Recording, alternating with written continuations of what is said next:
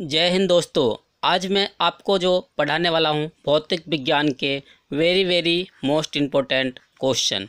तो आपको क्या करना है, जितने भी मैं वेरी मोस्ट इम्पोर्टेंट क्वेश्चन करवाऊँगा आपको क्या करना है, नोट कॉपी में नोट कर लेनी है, तभी जाके आपको समझ में आएगा, अन्यथा आपको दिक्कत हो जाएगा। तो चलिए वीडियो को स्टार्ट करते हैं। अगर आप वीडियो में नए हो तो जल्दी से जाकर वीडियो को सब्सक्राइब कर देना, देन लाइक भी कर देना और दोस्तों को ज़्यादा से ज़्यादा शेयर करना, क्योंकि जो मैंने यहाँ पर लिया है 26 क्वेश्चन लिया है जो कि भौतिक विज्ञान का है केवल, और ये वेरी मोस्ट इम्पोर्टेंट है। तो आपको अच्छे तरीके से इस क्वेश्चन को क्या करना है, नोट कॉपी में नोट कर लेनी है, तभी जाके आपको समझ में आएगा, नहीं तो ज़्यादा दिक्कत हो जाएगा। तो देखिए, सबसे पहले मैं इस क्वेश्चन के बारे में बताने से पहले कुछ आपको बता दूँ। सुनो मेरे कबूतरों, उन कबूतरियों के पीछे भागने से यूपी बोर्ड बदनाम नहीं होता। यानी सुनो मेरे कबूतरों, उन कबूतरियों के पीछे भागने से यूपी बोर्ड बदनाम नहीं होता। बदनाम तो तब होता है जब तुम पढ़ाई के समय पढ़ाई नहीं करते, कुछ और करते हो। जैसे मान लीजिए पढ़ाई पर अगर आप बैठते हो तो पढ़ते पढ़ते आप क्या करते, मोबाइल ले लेते हैं, फ़ोन ले लिया, व्हाट्सअप, इंस्टाग्राम ये सब चलाने लगते हैं, मैसेज पर ज़्यादा ध्यान रहता है। तो वो सब इग्नोर कीजिए और सिर्फ फोकस कीजिए पढ़ाई पर, तभी जा कर के आप क्या कीजिएगा, बोर्ड एग्ज़ाम में 95% ला सकते हैं। अगर 95% लाओगे तभी जा कर के वीडियो को हमारा सब्सक्राइब कर देना, ठीक है। अगर 95% नहीं लाना चाहते हो तो वीडियो को सब्सक्राइब मत करना, अनसब्सक्राइब करके चले जाना, ठीक है। तो चलिए अब मैं आपको बारी से एक एक क्वेश्चन दिखा देता हूँ। तो देखिए, पहला प्रश्न है हमारा यहाँ पर। देखिए पहला प्रश्न, प्रकाश के अपवर्तन के नियम का उल्लेख कीजिए। ये वेरी मोस्ट इम्पोर्टेंट है। जितने भी क्वेश्चन मैंने लिखा है मैं बार बार कह रहा हूँ, आपको नोट कॉपी में नोट कर लेनी है। देखिए, अपवर्तन के नियम का उल्लेख कीजिए, स्नेल का अपवर्तन संबंधित नियम लिखिए। तो ये या तो ये क्वेश्चन आपसे पूछ लिया जाएगा, अपवर्तन के नियम या स्नेल का अपवर्तन संबंधित नियम। स्नेल जरूर आपको मिलेंगे पेपर में। तो ये क्वेश्चन जो है 4 नंबर का है, तो आपको क्या करना है, 4 नंबर पूरे आ जाएगा। तो इस क्वेश्चन का आंसर मैंने लिखवा रखा है। मेरा वीडियो दूसरा जो है वो मैं लिंक दे दूंगा डिस्क्रिप्शन में, जा कर के देख लेना। देखिए नेक्स्ट क्वेश्चन है क्वेश्चन नंबर 2। क्वेश्चन नंबर 2 क्या कह रहा है, प्रकाश के परावर्तन का नियम लिखिए।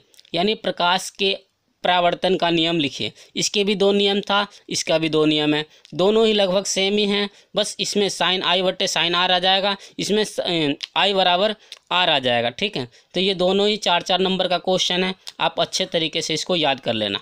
चलिए नेक्स्ट क्वेश्चन की ओर चलते हैं। Question number 3। क्वेश्चन नंबर 3 क्या कह रहा है, फोकस दूरी तथा वक्रता त्रिज्या में संबंध बताइए। वेरी मोस्ट इम्पोर्टेंट क्वेश्चन है। इस पर सवाल भी, न्यूमेरिकल भी आ जाता है, अंकित प्रश्न, और लिखने के लिए फॉर्मूला भी आ जाता है, ठीक है। तो फोकस दूरी बराबर वक्रता त्रिज्या बट्टे 2 होता है। तो चलिए कि क्वेश्चन नंबर 3 हमारा हो चुका। इसका आंसर है फोकस दूरी बराबर वक्रता त्रिज्या बट्टे 2। आप चाहो तो लिख सकते हो F बराबर R बट्टे 2, ठीक है, इसका आंसर है। नेक्स्ट क्वेश्चन है क्वेश्चन नंबर 4। क्वेश्चन नंबर 4 में क्या है, देखिए, क्रांति कोण से आप क्या समझते हैं। क्रांति कोण से आप क्या समझते हैं। तो देखिए, क्रांति कोण सघन माध्यम से विरल माध्यम में जाने पर अपने मार्ग से विचलित होने की घटना को क्रांति कोण कहते हैं। तो ये भी क्वेश्चन वेरी मोस्ट इम्पोर्टेंट है, आप इसको क्या कीजिए, नोट करते रहना है, ठीक है। चलिए नेक्स्ट क्वेश्चन की ओर चलते हैं। देखिए नेक्स्ट क्वेश्चन है क्वेश्चन नंबर 5। स्पष्ट दृष्टि की न्यूनतम दूरी कितना होता है। तो स्पष्ट दृष्टि की न्यूनतम दूरी जो होता है 25 सेंटीमीटर होता है। नोट कॉपी में नोट कर लेना इस क्वेश्चन को, ये क्वेश्चन जरूर मिलेंगे आपको बोर्ड एग्जाम में। अब देखिए क्वेश्चन नंबर 6। क्वेश्चन नंबर 6 क्या कह रहा है, रेखीय आवर्धन किसे कहते हैं। रेखीय आवर्धन का सूत्र का निगमन कीजिए। इस प्रकार से आपको क्वेश्चन मिलेंगे बोर्ड एग्जाम में, तो रेखीय आवर्धन का भी आप याद कर लेना। तो इसका सूत्र M बराबर -V/U होता है। तो ये वेरी मोस्ट इम्पोर्टेंट है, ठीक। इसके बाद इसका परिभाषा भी है, इसका परिभाषा भी आपको याद कर लेनी है। तो नेक्स्ट क्वेश्चन है क्वेश्चन नंबर 7। क्वेश्चन नंबर 7 में क्या कह रहा है, लेंस की समंजन क्षमता किसे कहते हैं, या नेत्र की समंजन क्षमता किसे कहते हैं। वेरी मोस्ट इम्पोर्टेंट है। यहाँ से जो मैंने क्वेश्चन लिया ये 2 नंबर का है, और ये जो 2 नंबर का क्वेश्चन है ये भी वेरी मोस्ट इम्पोर्टेंट है। आपको अच्छे तरीके से इस क्वेश्चन को याद कर लेना है। चलिए नेक्स्ट क्वेश्चन की ओर चलते हैं। नेक्स्ट क्वेश्चन है हमारा 8।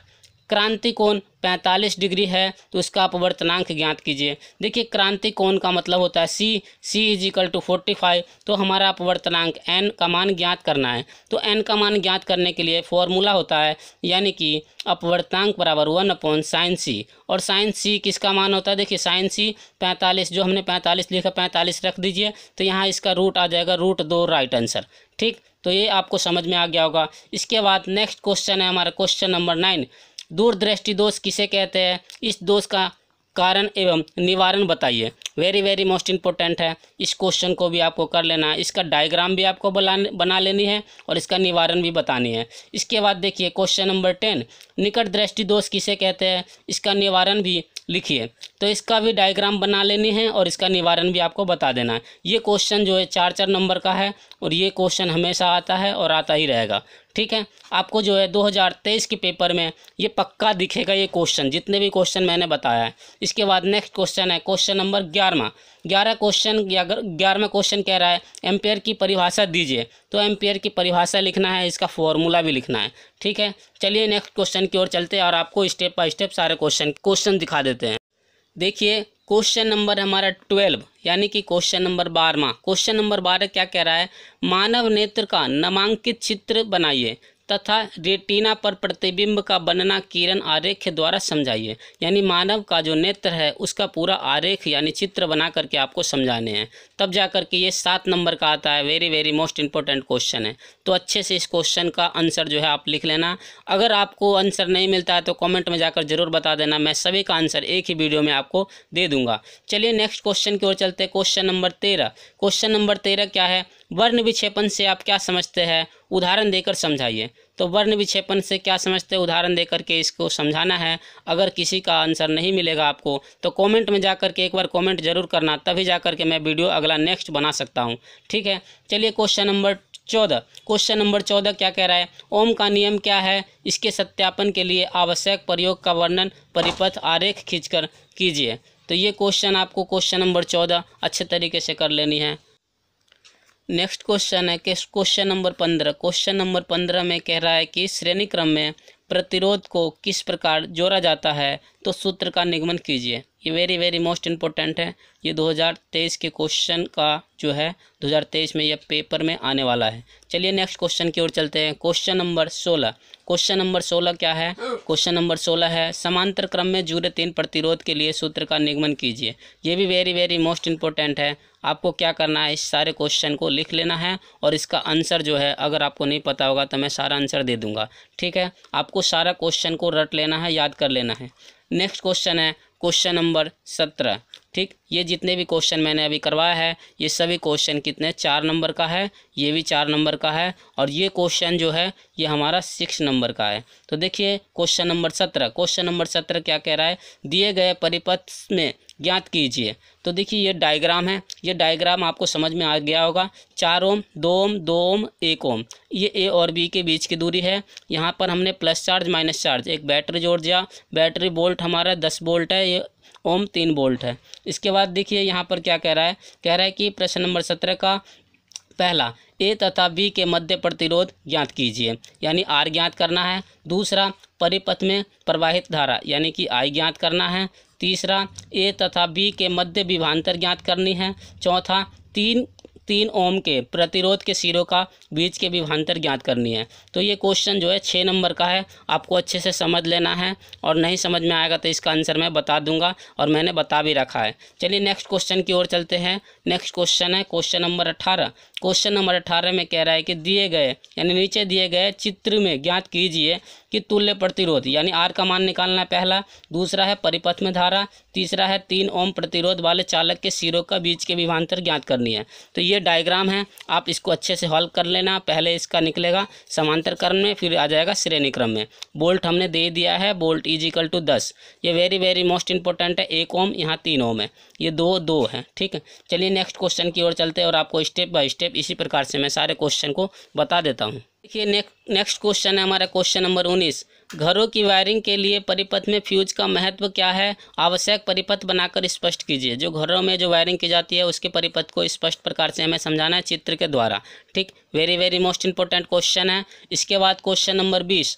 वाट की परिभाषा दीजिए, किलोवाट घंटा तथा जूल में संबंध भी स्थापित कीजिए। ये भी question very very most important है। क्वेश्चन नंबर 21, बायो-सवर्ट का नियम क्या है और इसके पूरे प्रकार से मतलब सत्यापित कीजिए बायो-सवर्ट के नियम को। ये भी very very most important question है। ये जो क्वेश्चन है ये 6 नंबर का क्वेश्चन है जो मैं अभी करवा रहा हूँ पीछे। इसके बाद देखिए क्वेश्चन नंबर 22वां क्या कह रहा है, मैक्सवेल के दक्षिणावर्त पेंच का नियम क्या है, किरण आरेख सहित व्याख्या कीजिए। ये भी question very very most important है। ये क्वेश्चन 6 नंबर का है। आपको क्या करना है, सारे क्वेश्चन को नोट कर लेनी है। इसके बाद क्वेश्चन नंबर 23, ये जो कि 7 नंबर का है, विद्युत मोटर का नामांकित आरेख खींचकर इसका सिद्धांत तथा कार्य विधि को स्पष्ट कीजिए। विद्युत मोटर वाला हर बार आता है, ये क्वेश्चन 7 नंबर में पक्का आएगा। ठीक है, चलिए नेक्स्ट क्वेश्चन की ओर चलते हैं। Question number 24। क्वेश्चन नंबर 24 क्या कह रहा है, फैराडे के विद्युत चुंबकीय प्रेरण के नियम लिखिए, प्रेरित विद्युत वाहक बल की दिशा को मान ज्ञात कीजिए। ये भी very very most important question है। चलिए नेक्स्ट क्वेश्चन की ओर चलते हैं। Question number 25। क्वेश्चन नंबर 25 है, फ्लेमिंग के दाएं हाथ तथा बाएं हाथ का नियम लिखिए। ये भी आपको वेरी वेरी मोस्ट इंपॉर्टेंट है। दाएं हाथ अथवा बाएं हाथ का नियम दोनों में से एक लिखने के लिए आ जाएगा, जो कि 4 नंबर का आता है। ठीक है, चलिए नेक्स्ट क्वेश्चन की ओर चलते हैं। नेक्स्ट क्वेश्चन है हमारा क्वेश्चन नंबर 26, जो कि लास्ट क्वेश्चन है। इसमें मैंने लिखा है 1.5 मीटर लंबे, यानी L = हमारे पास हो जाएगा L = 1.5 मीटर। ये 5 मीटर हो गया। I = हमारे पास हो जाएगा 0.5 मीटर एम्पियर, 0.5 एम्पियर। इसके बाद ये जो है न्यूटन प्रति एम्पियर, यानी B चुंबकीय क्षेत्र का मान हमारे पास आ जाएगा B = 3 न्यूटन प्रति एम्पियर डेसीमीटर। ठीक, इसके बाद इसमें कह रहा है कि चुंबकीय अगर लंबवत है तो थीटा बराबर हम लिखेंगे थीटा बराबर 90 अंश। यदि समांतर आ जाता है इसके जगह तो थीटा बराबर 0 अंश होता। ठीक है, तब हमें बल का मान ज्ञात करना है। बल का मान का फॉर्मूला होता है F = IVL sin थीटा। ये फॉर्मूला रखिए और इसको सॉल्व कर दीजिए। ये लास्ट क्वेश्चन था हमारे इस वीडियो का। चलिए इसी के साथ मैं वीडियो को समाप्त करता हूँ, और अगर तक हमारे वीडियो को अभी सब्सक्राइब नहीं किया तो जल्दी से जाकर सब्सक्राइब कर लेना और दोस्तों को भी शेयर कर देना। चलिए, थैंक्स फॉर वॉचिंग।